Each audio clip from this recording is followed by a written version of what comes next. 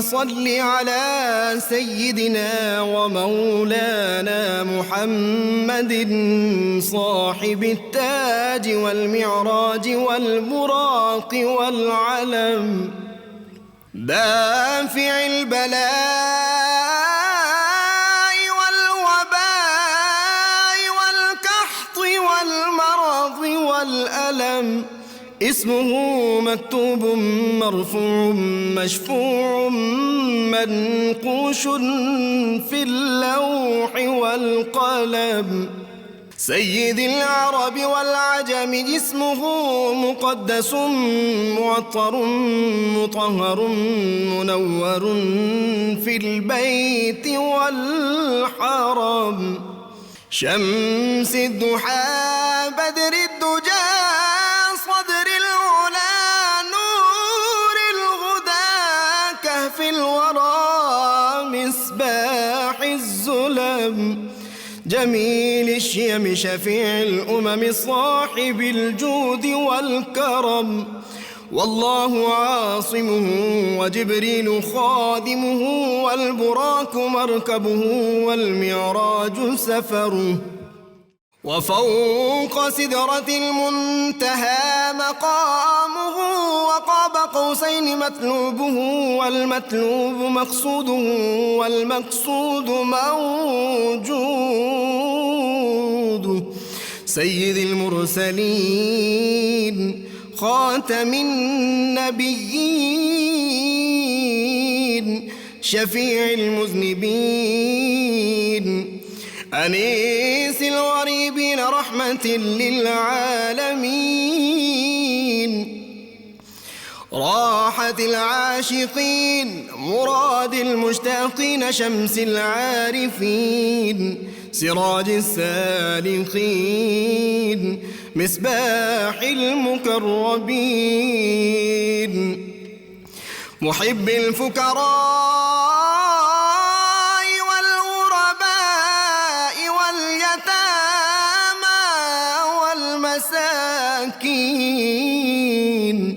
سيد الثقلين نبي الحرمين إمام القبلتين وسيلتنا في الدارين صاحب قاب قوسين محبوب رب المشرقين ورب المغربين جد الحسن والحسين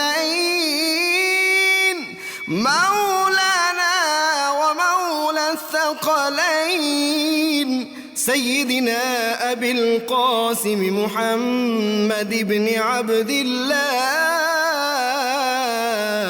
نور من نور الله يا أيها المشتاقون بنور جماله بلغ العلا بكماله كشف الدجى بجماله حصنت جميع خصاله صلوا عليه وآله وأصحابه وسلموا تسلیما۔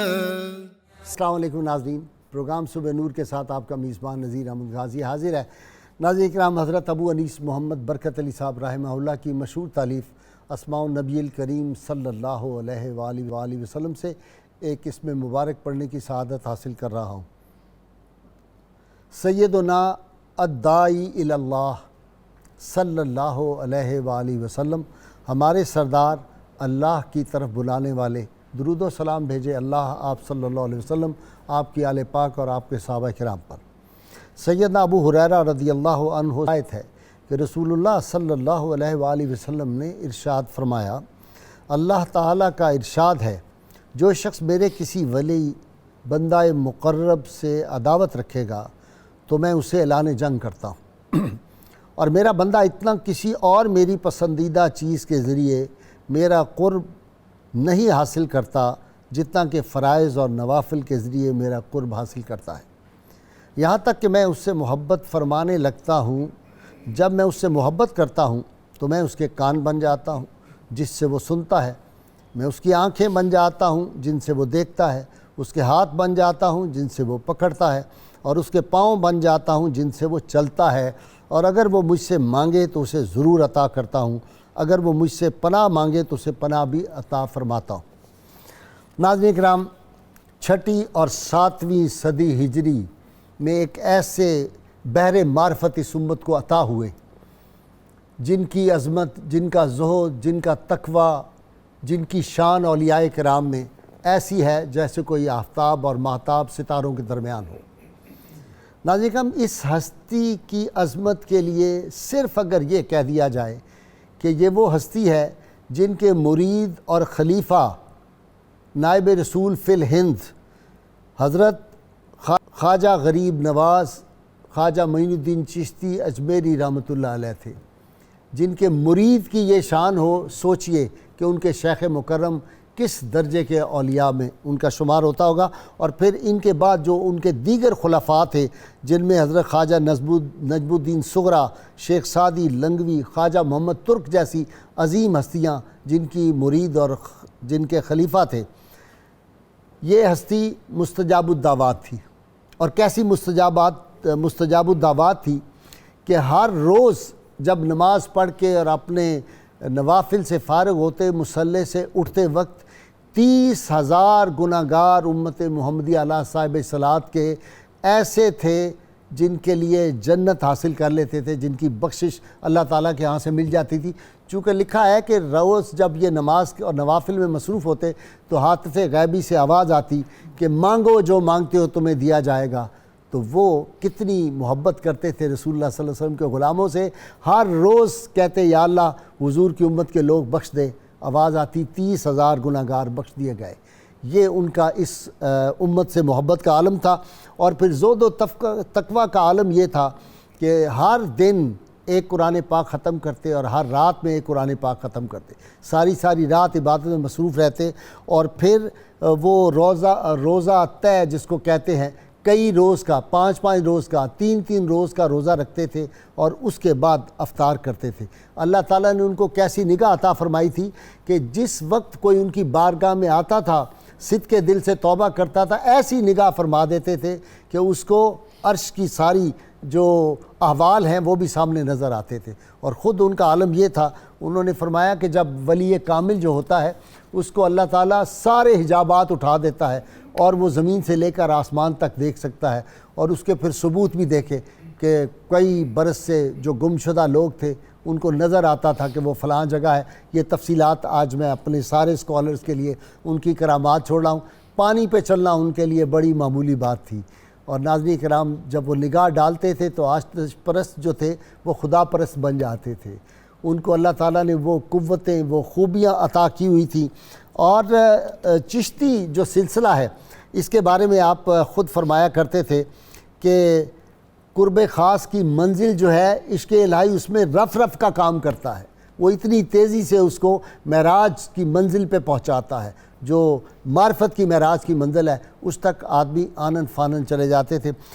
جو سلسلہ چشتیہ کا حضرت ابو اسحاق شامی چشتی سے لے کر آج تک ناظرین کرام جو ہمارے چشتیہ سلسلے کے بزرگ تھے، ان کے ملفوظات میں ایک سادگی ملتی ہے۔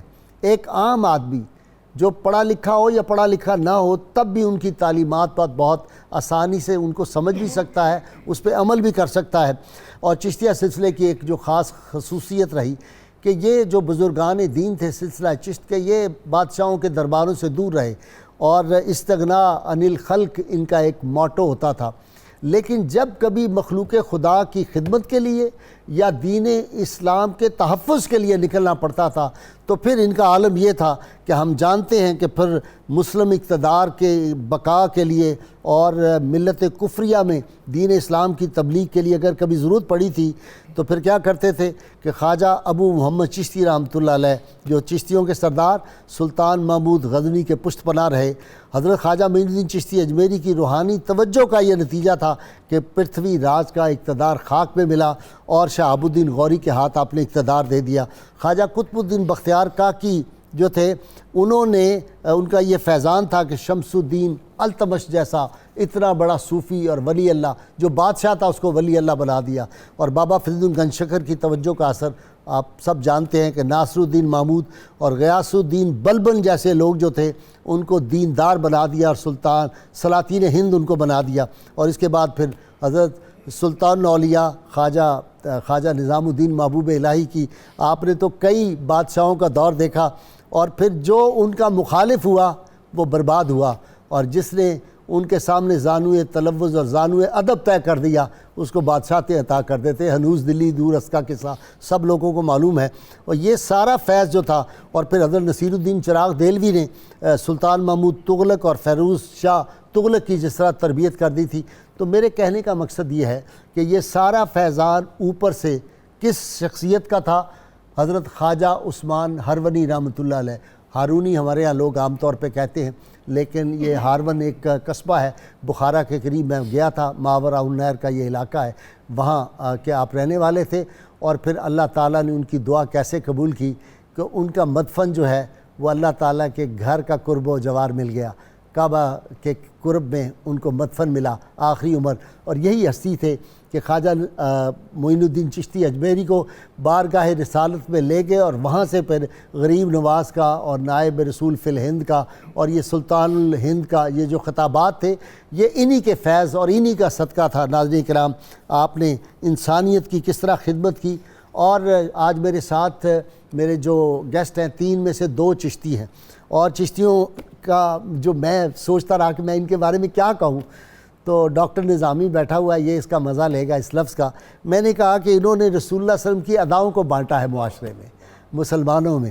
بس ان کا ہر وقت ہوتا تھا اس وقت یہ کام جو میں کر رہا ہوں اللہ کے محبوب نے کیسے کیا تھا، رسول اللہ صلی اللہ علیہ وسلم نے کیسے کھانا کھایا تھا، کس ہاتھ سے کھایا تھا، لباس کس طرح کا پہنتے. رسول اللہ صلی اللہ علیہ وسلم کی پسند چشتیوں کی پسند، اور رسول اللہ صلی اللہ علیہ وسلم کی ناپسند چشتیوں کی ناپسند. میں نے تو یہ ان بزرگوں میں پڑھا ہے.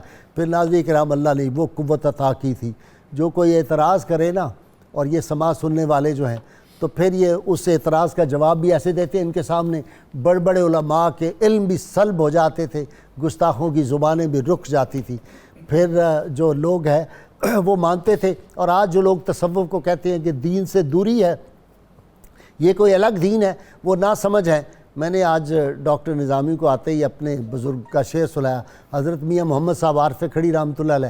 میں نے کہا ان کی مثال یہ بیچارے بینا لوگ نہیں ہیں، ان کی آنکھ بینا نہیں ہے، بظاہر بینائی نظر آتی ہے، دل اندھے ہیں.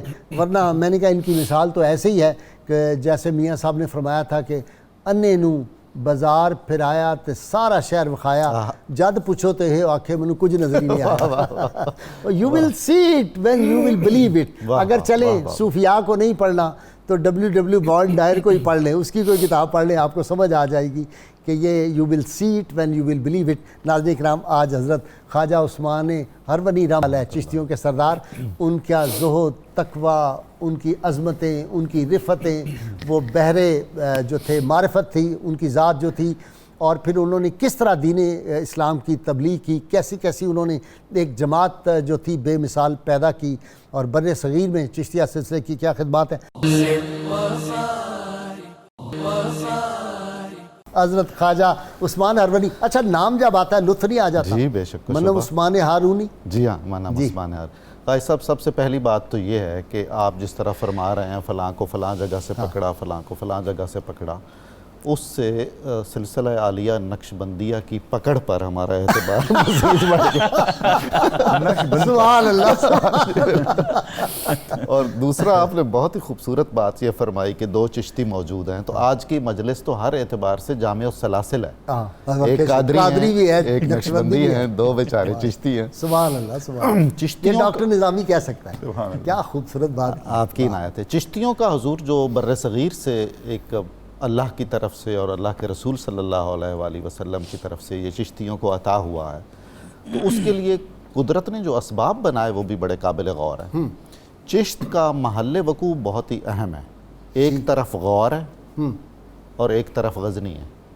واہ. اب غوری یعنی ان پر براہ راست خواجگان چشت کے اثرات ہیں اور ان کی نظر کا فیضان. صحیح.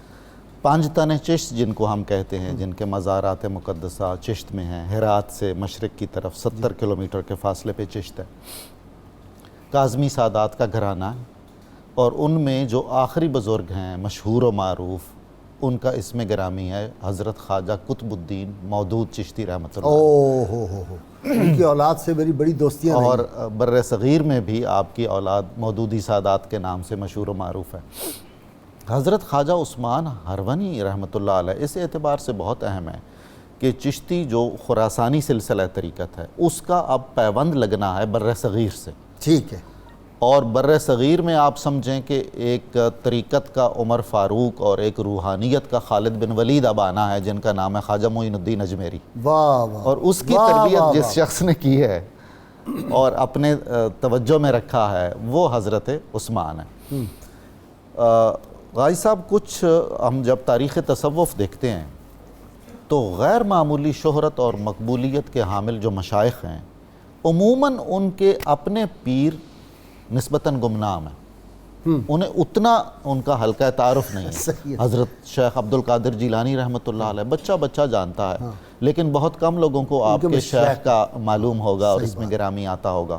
حضرت مجدد الافسانی رحمۃ اللہ علیہ، حضرت باقی باللہ کو ان کے مقابلے میں نسبتاً کم لوگ جانتے ہیں عوام الناس میں، بے شک۔ تو حضرت خواجہ معین الدین چشتی اجمیری رحمۃ اللہ علیہ بہاؤدین زکریا ملتانی کے مقابلے میں رحمۃ اللہ شہاب الدین بالکل ایسا کو وہ اتنا نہیں ہے، یقیناً بچہ جانتا ہے حضرت اجمیری کو، سلطان الہند کو، لیکن آپ کے شیخ کا اتنا تعارف نہیں ہے۔ یہ بالکل ایسے ہی ہے جیسے 19ویں 20ویں صدی میں علامہ اقبال نے کہا تھا جب ان سے کہا گیا کہ بھئی کیوں شمس علماء بنائیں ہم میر حسن کو، تو انہوں نے کہا ان کی کوئی تصنیف نہیں ہے، تو انہوں نے کہا ان کی تصنیف میں ہوں، جیتی جاگتی تصنیف اقبال بنایا ہے۔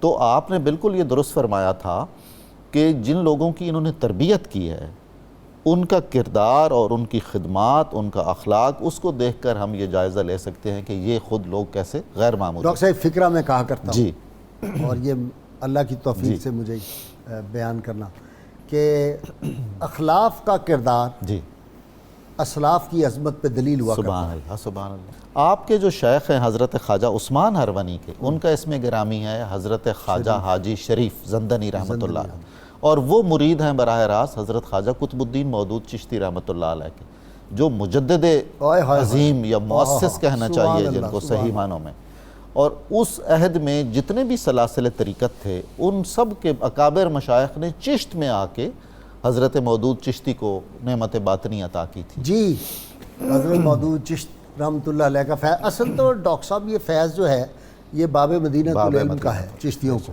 وہیں سے سارا سرچشمہ فیض تو وہ ذات ہے، اور پھر اس ذات سے آگے وہ ذات جس کے لیے ساری کائنات بنائی گئی۔ جی سبحان اللہ غازی صاحب، بالکل آپ نے درست فرمایا، یہ آپ صلی اللہ علیہ وسلم کا فیضان ہے جو صوفیاء کے ذریعے سے امت میں بٹا تقسیم ہوا، یعنی مختلف خطوں میں جہاں بھی صوفیاء گئے اس خطے کی ضروریات کیا تھیں، وہاں کس مزاج کے لوگ تھے، دین کو کس طرح سے نفوذ پذیر کیا جا سکتا تھا، چیلنجز کیا تھے سوشل سطح پہ، اور ظاہر ہے اسی طریقے سے صوفیاء ایک نظام تربیت لے کے آئے، وہی فیضان تربیت لے کے آئے، اور پوری دنیا میں آپ دیکھیں اسپین کے اندر بھی صوفیاء، ایشیا کے اندر، افریقہ کے اندر، سب کانٹیننٹ کے اندر، تو جس خطے میں صوفیاء آ گئے اس خطے کی ضروریات اور لوگوں کے مزاج کے مطابق انہوں نے یہ جو روحانیت تھی اس کو آگے پہنچایا۔ ڈاکٹر ہیں، پی ایچ ڈی ہیں، میں تو ایک طالب علم ہوں، لیکن ایک بات میں آج کہنے لگا ہوں بڑے دعوے سے ناظرین کے سامنے اور پورے دنیا کے جو وہ دانشور ہیں جو تصوف کے خلاف باتیں کرتے ہیں، کیلکولیشن کروا لیں 14.25 صدیوں کی تاریخ کی، رسول اللہ صلی اللہ علیہ وسلم کا دور مبارک کوئی مقابلہ نہیں، صحابہ کا دور کوئی مقابلہ نہیں، اس کے بعد سے جتنے لوگ غیر مسلم سے دائرہ اسلام میں داخل ہوئے، غلامان محمد صلی اللہ علیہ وسلم بنے، اس میں کنٹریبیوشن گن لے کتنی بظاہر اہل علم کی یا کتنی صوفیاء کی۔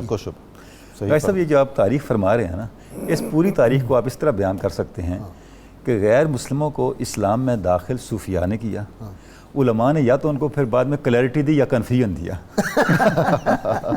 فارچونیٹلی اور انفارچونیٹلی۔ میں اس پہ تبصرہ نہیں کرتا لیکن آپ گولڈ میڈل ڈیزرو کرتے ہیں۔ فارچونیٹلی اور انفارچونیٹلی ہوا یہی کچھ ہے۔ دیکھیں نا غازی صاحب، میں آپ کی خدمت میں عرض کروں، آپ 1400 سالہ تاریخ اٹھا کے دیکھیں، وہ کون سا کنفیوژن پر مبنی مکتبہ فکر ہے جو کسی صوفی سے شروع ہوا؟ کوئی نہیں، آپ کو کوئی مثال نہیں ملے گی۔ تصوف کو الگ کر دیں، آپ کی ایتھکس کیا ہے آپ ڈیفائن نہیں کر سکتے، اسلام کی اخلاقیات ہے کیا، دیکھیں جب کسی بھی دین یا تہذیب کی تعلیمات عمل میں ڈلتی ہیں تو وہ اس کی مورالٹی بنتی ہے، ٹھیک، اس کی ایتھکس بنتی ہے۔ ٹھیک، اسلام کی ایتھکس کا واحد عنوان تصوف ہے۔ ٹھیک ہے، آپ تصوف کو الگ کر لیں، آپ قرون اولیٰ کے بعد جو آپ صلی اللہ علیہ وسلم کا اور صحابہ کرام تابعین تبع تابعین کا زمانہ ہے، یہ بتا نہیں سکتے یہ وہ آئیڈیل طبقہ ہے جس نے اسلام کی تعلیمات کو اپنے عمل کے ذریعے سے ڈیمانسٹریٹ کر کے دکھا دیا۔ واہ واہ واہ، بہت شریعت صرف صوفیاء ہے، شریعت کو اپنا مزاج بنا لیا اور بنا کے دکھا بھی بتا دیا کہ اس کو مورالٹی کہتے ہیں۔ واہ، آپ نے ایثار سنا، آپ نے فتوت سنا، آپ نے تفویض سنا، جتنی ٹرمز ہیں، جتنی بھی ہماری مورل ویلیوز ہیں، اسپرچل ویلیوز ہیں، ان کی ڈیمانسٹریشن کہاں ہے؟ ٹھیک، وہ آپ کو صوفیاء کی زندگی میں ملے گی، صوفیاء کی تعلیمات میں ملے گی، صوفیاء کے لٹریچر میں ملیں گی۔ اسی کو آپ دیکھ لیں، یہ جو ہم ذکر کر رہے ہیں حضرت عثمان ہرمنی کا، اور ڈاکٹر صاحب نے بڑے پیارے انداز سے ذکر کیا کہ انہوں نے کس شخصیت کو تیار کیا، غازی صاحب تیار کس طرح کیا؟ واہ واہ، حضرت خواجہ غریب نواز فرماتے ہیں کہ میری اپنے شاہ طریقت سے ملاقات حضرت جنید بغدادی کی مسجد میں ہوئی۔ جب ملاقات ہوئی تو ایک عجیب منظر تھا، مجھے ایسے لگا کہ اہل روحانیت کی کہکشاں بیٹھی ہے۔ واہ، واہ واہ، اور جب میری ملاقات ہوئی، میں نے اپنا سر اپنے شیخ کے قدموں پہ رکھا تو انہوں نے فرمایا پہلے 2 رکعت پڑھ کے آؤ۔ میں نے 2 گانا ادا کیا، فرمایا سورہ بقرہ پڑھو، یہ پڑھو۔ اس کے بعد مجھے اپنے پاس بلایا، بیعت کیا اور فرمایا آسمان کی طرف دیکھو۔ ہاں، ہائے ہائے، جب میں نے آسمان کو دیکھا تو مجھے لگا کہ میں عرش اولیٰ سے آگے دیکھ رہا ہوں۔ فرمایا زمین کی طرف دیکھو۔ بے شک، جب میں نے نیچے دیکھا، فرمایا کیا دیکھ رہا ہوں؟ فرمایا حضور میں حجاب اعظم تک دیکھ رہا ہوں۔ اللہ اللہ، دائیں دیکھو، بائیں، یعنی مشاہدات کھول دیے۔ پھر آپ نے کینچی منگوائی اور میرے سر کے بال تراشے۔ اچھا، یہ مشاہی چشم یہ میں بڑا نظر آتا ہے۔ اب میں سوچتا رہا اس کا سبب کیا ہے؟ یہ ڈاکٹر اپنا نظامی کی ٹرینڈ نہیں ہوئی ابھی تک۔ اچھا، اس کا سبب کیا ہے؟ غازی صاحب اس کا سبب یہ سمجھ آیا جب آپ عمرہ کرتے ہیں، جی ہاں، حج کرتے ہیں۔ اچھا، اب دیکھیں، یعنی کہ جو بھی آپ کا ممکنہ حد تک نفس کو لبانے والا دنیا کا سامان زینت ہوتا ہے، ہاں، مشائخ آپ کو اس سے نکالتے ہیں جی ہاں، تاکہ آپ کا پورا فوکس مشائخ کے نفس کی جتنی شرارت کی جہتیں ہیں، روحانیت کی زینت پہ آ جائے، جتنی شرارت کی جہتیں ہو سکتی، جتنے سراغ اس کو ہوتے تراش دیتے ہیں، اس کو بند کر دیتے ہیں، اس کو تراش دیتے ہیں۔ اس کے بعد پھر مجھے میرے شیخ نے، شیخ کامل نے 4 ترکی کلاه پہنایا۔ اب دیکھیں تعلیم کیسی ہے، یعنی ظاہر سے لے کے باطن تک اخلاقیات کو سمو دیا ہے۔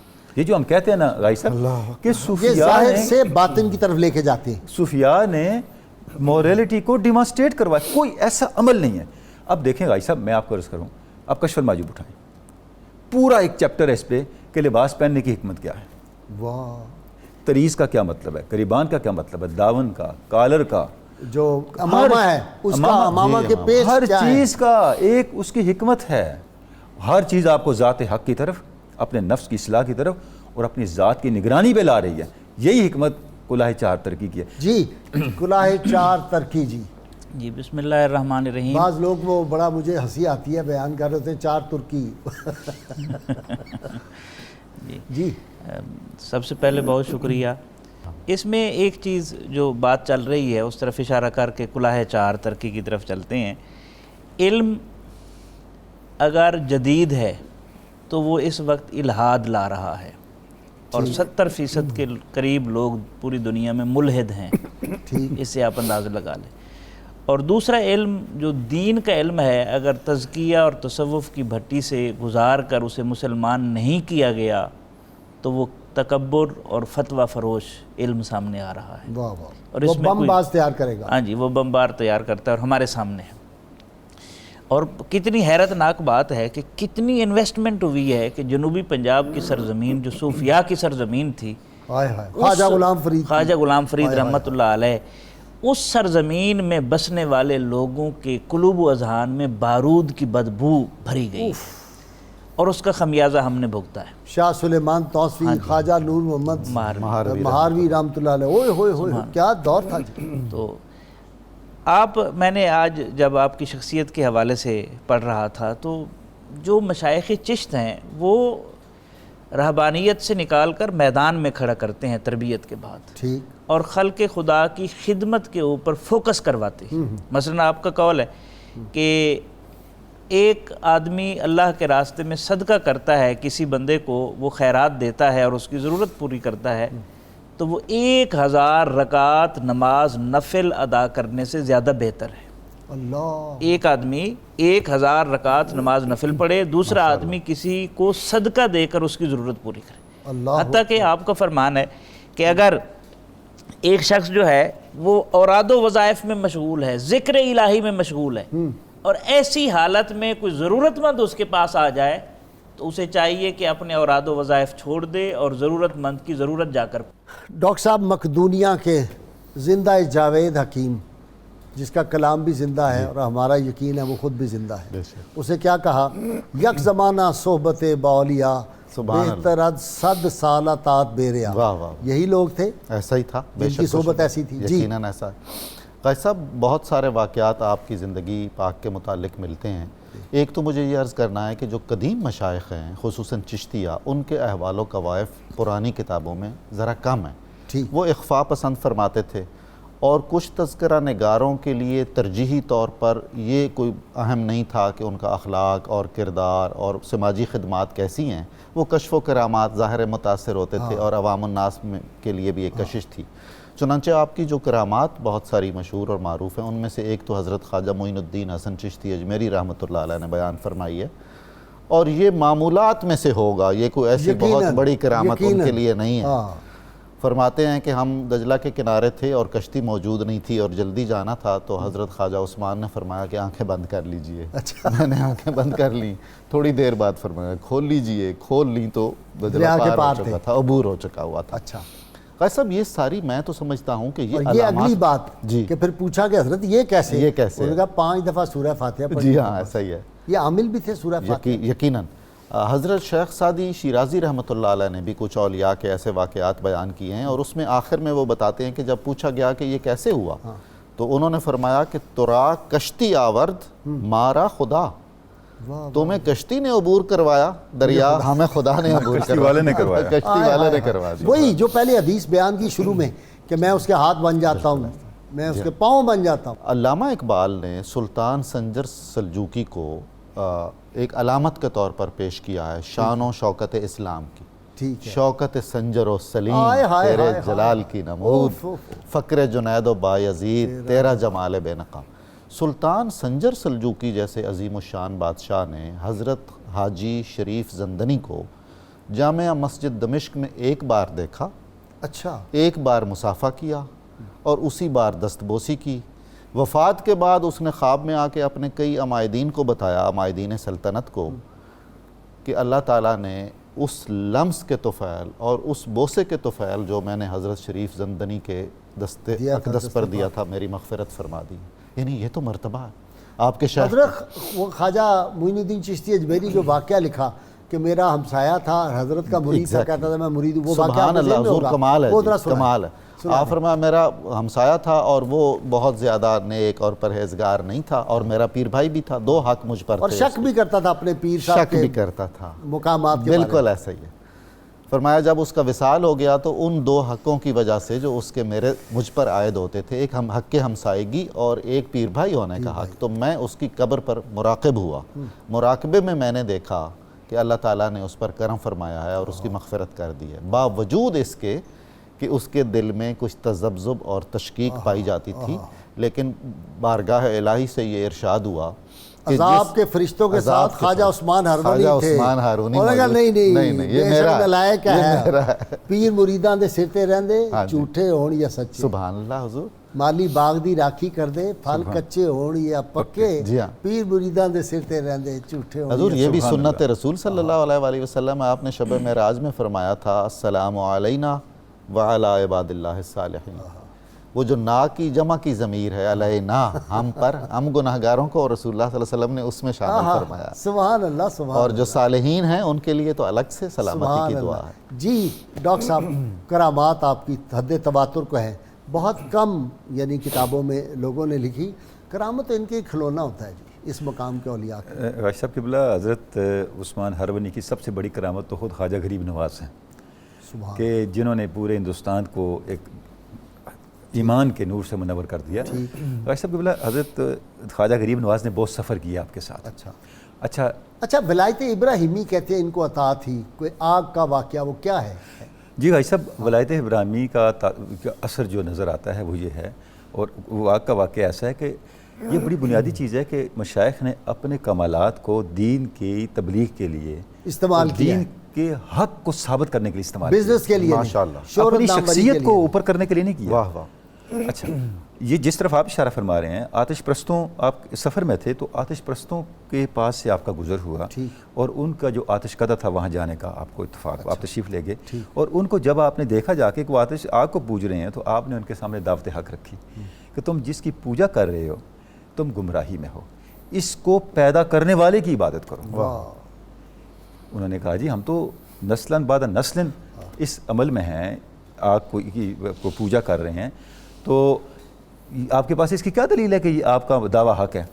آپ نے فرمایا اگر آپ سچے ہو تو آگ کو آپ کے ساتھ کوئی وفا کرنی چاہیے نا، ذرا اس میں کوئی ہاتھ تو رکھو، پتہ چلے کہ آگ کا آپ کے ساتھ دوسری مخلوق سے ہٹ کے کوئی سلوک ہے۔ صحیح، آپ نے اس کی عبادت کی ہے، صحیح، آپ کے ساتھ اس کا کوئی شفقت کا، کوئی ترحم کا، کوئی رحمت کا سلوک ہے۔